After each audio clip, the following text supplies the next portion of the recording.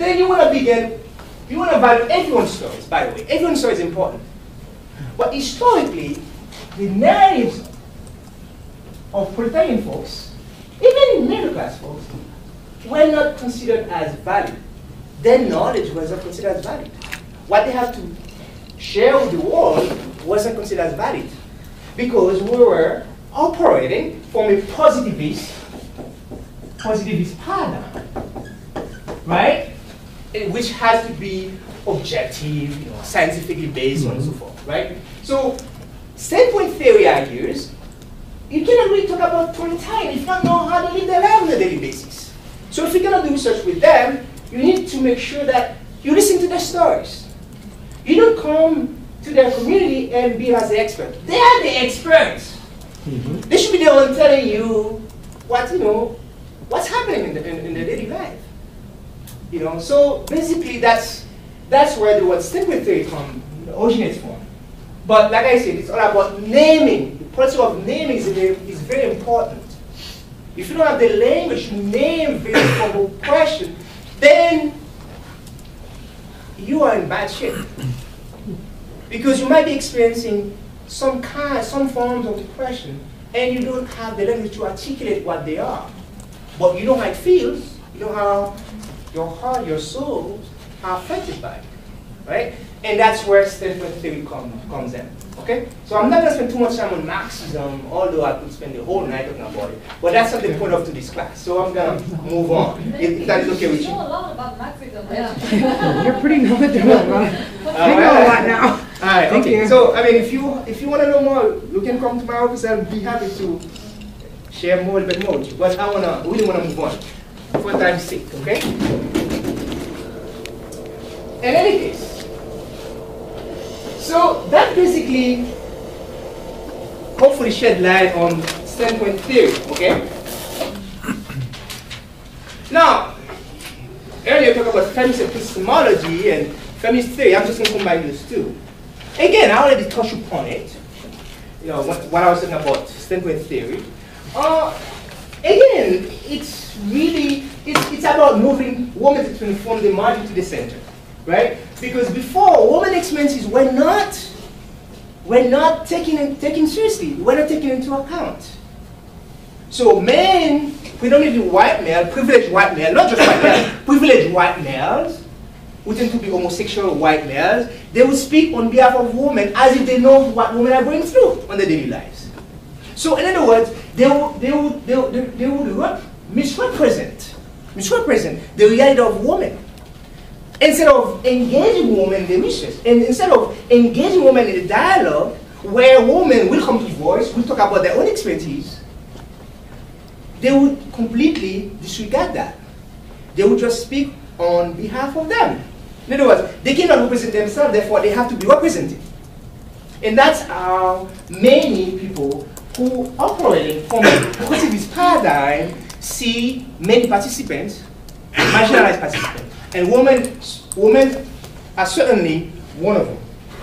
So it's a very male-dominated paradigm and practices that completely ignores what women have to say about their reality, about the daily realities.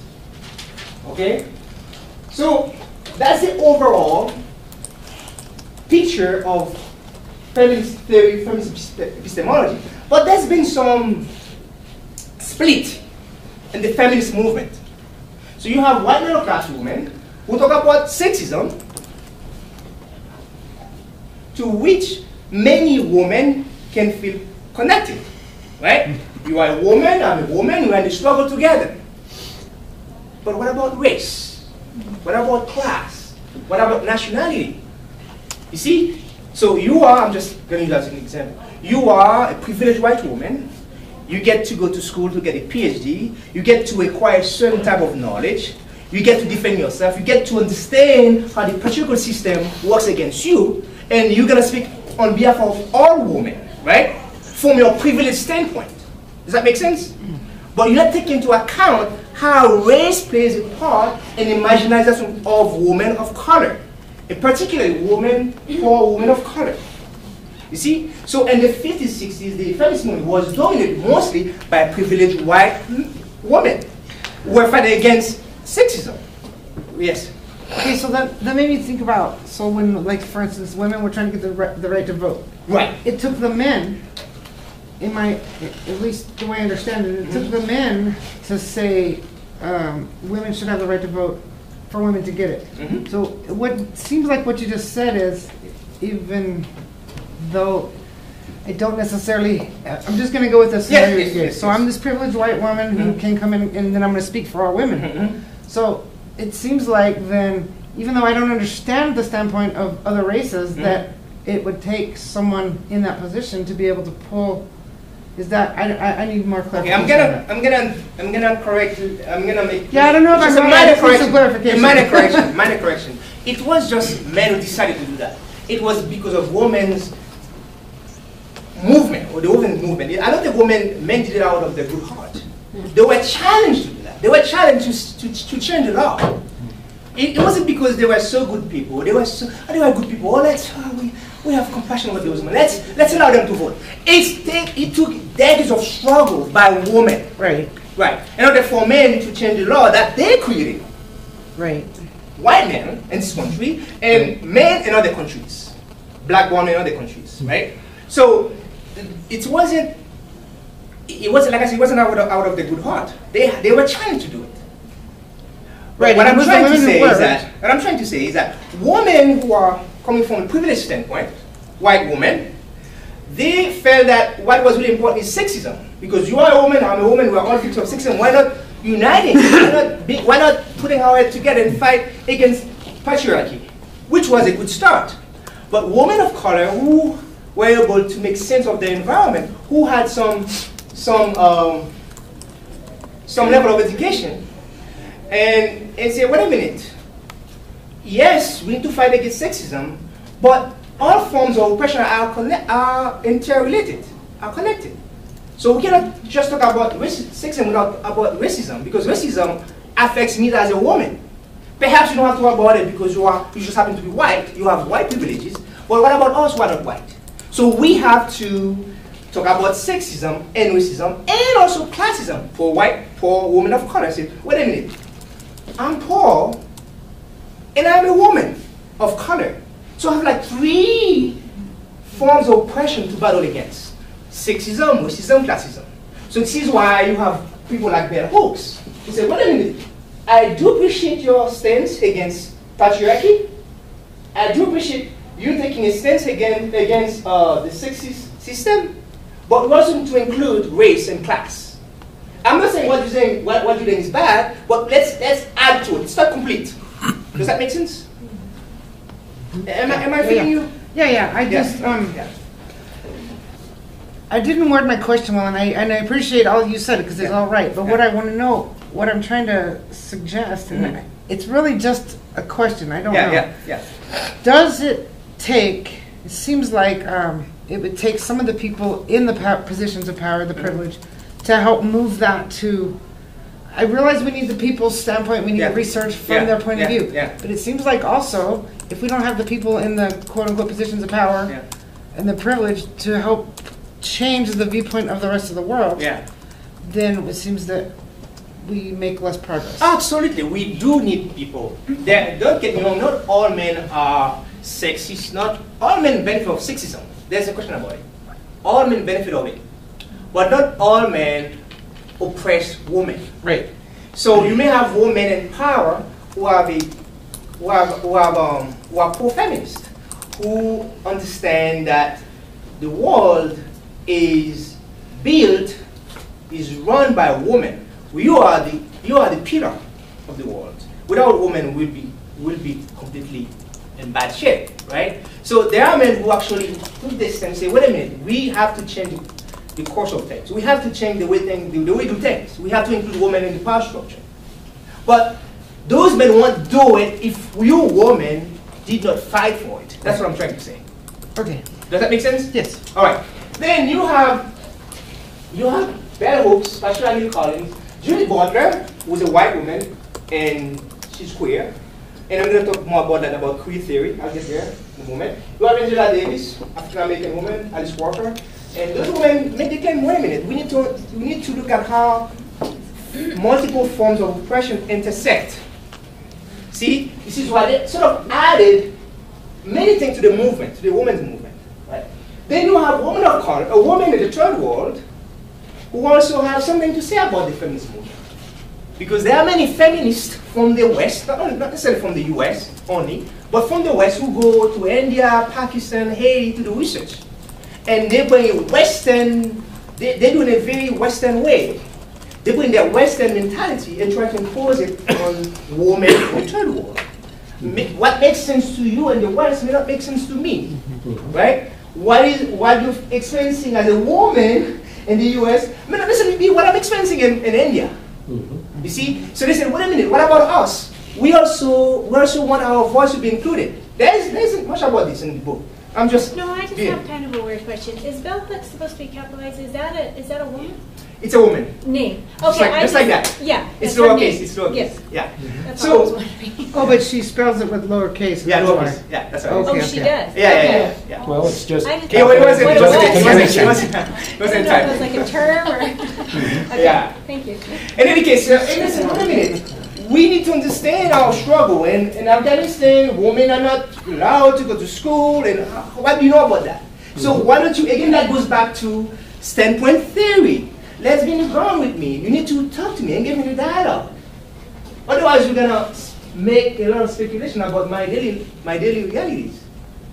Women in the Middle East, if they don't wear the veil, some of them, they will be punished. But we need to understand that reality. We cannot just make assumptions based on your Western way of doing things. Does that make sense? So you have Chandra Mohanty, what is a very, very powerful book, Feminism Without Borders. I mean, I strongly recommend that book. And you also have Mary Condé, who's the novelist, and she does good work about women issues. You have Edith Latika, who's from Haiti, I mean, who was born in Haiti, but born in the US. They talk about third world women's role. So, but they do make a claim for a global woman movement against patriarchy. So, basically, what they're arguing is that we need to be more inclusive. You see, we need to include race, class, gender, sexuality, so on and so forth, in the movement. So, there are women who are feminists, and yet they are very homophobic. I might be a woman. You are a woman that just happen to be bisexual or homosexual or lesbian, then you don't want to include me because of my sexuality. I said, wait a minute. We are all in the struggle. My voice needs to be included as well. We may not share the same sexual orientation, but we are all facing sexism. In my case, I'm facing not only sexism, but also homophobia. Does that make sense? So these women say, wait a minute, we need to be more inclusive in terms of race, class, gender, and sexuality. Are you following? Okay. So, that's that for. Okay, I'm not going to spend too much time on this because we sort of talked about it last week in your group discussion. Post-positivism basically is not so different from positivism. Basically, it's a more refined version of positivism. But in order to understand post-positivism, we need to understand positivism. Who coined that word? Who coined that word? Well, it was a French sociologist named Auguste Comte who coined that word, and has been very Auguste Comte. He was a French sociologist who coined that word. And it has been a very dominant paradigm. Basically, what post-positivists argue is that we cannot talk about in absolute terms. We need to find a way to approximate the reality, the social reality. Okay? Both positivists and post-positivists believe that there's a land out there. However, post-positivists argue that we cannot talk in absolute terms because there's always a chance that there might be something that we don't quite get, we don't capture, right? So that's, I don't see a huge difference between post-positivism and positivism. I think they're about the same, to be honest with you, essentially. And they both believe in cause and effect relationships, right? They're all about testing your hypothesis. And quite often, we don't have hypotheses, but they all believe in that. Let's test the hypothesis. Okay.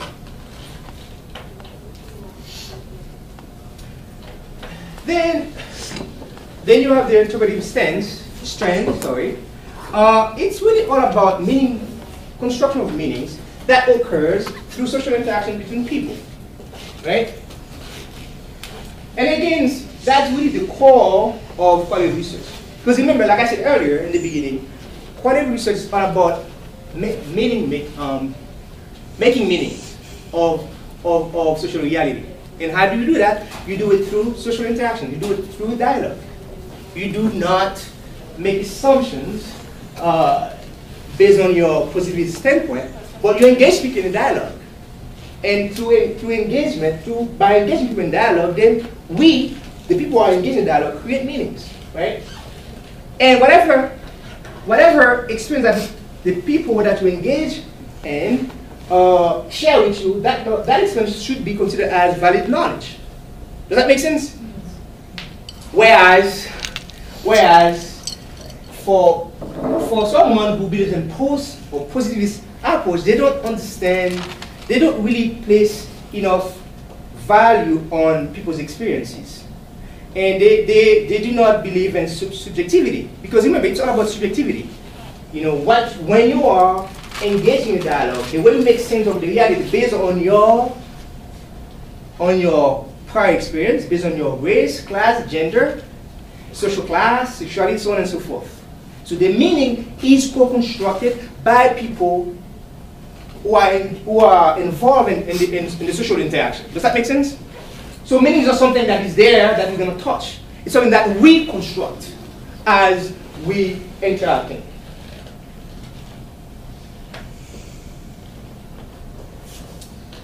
So some of the major characteristics of this approach is symbolic interactionism, and which you mentioned earlier, and thank you.